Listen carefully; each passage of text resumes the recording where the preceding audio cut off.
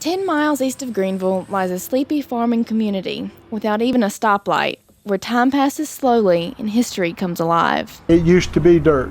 It was the main road from Greenville to Washington through Pactolus. Charles Davenport is a member of one of the oldest families in Pactolus. He traces his family's history back to the Civil War when his great-grandfather decided to settle down. After the Civil War, he walked to this place barefooted. He didn't even have a pair of shoes, no horse, no clothes. He had nothing.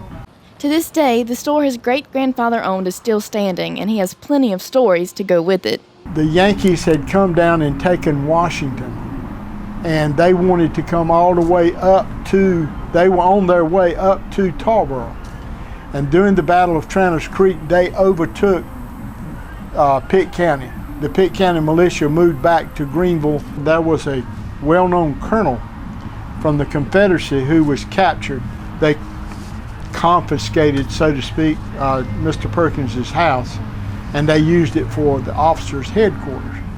Well, Mr. Perkins said he opened up his house and he opened up his store and he opened up everything he had and said, you know, you all are welcome to come in and do whatever. And well, they decided, Mr. Perkins said, we'll have a big pig picking. And they all broke out the white lightning and had a big party, and everybody just had a great big time. It was so much fun. And the colonel miraculously escaped that night.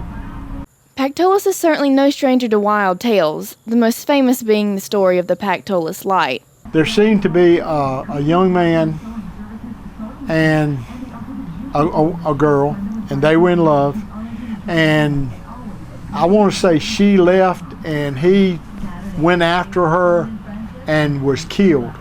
Kayla Smith, a special education major at ECU, grew up in Pactolus and has heard another chilling version. Somebody driving down the tracks and got hit by the train. The most common version of the Pactolus Light story is of a man who went to pick up his girlfriend from the Pactolus train station and never made it back. Supposedly on moonlit nights, he holds a lantern out for her return, and some people say that they have seen the lantern.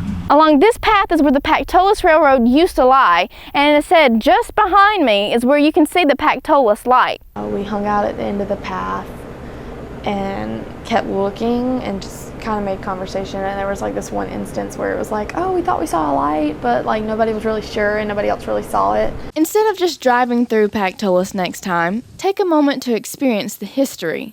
There just might be someone or something waiting for your arrival.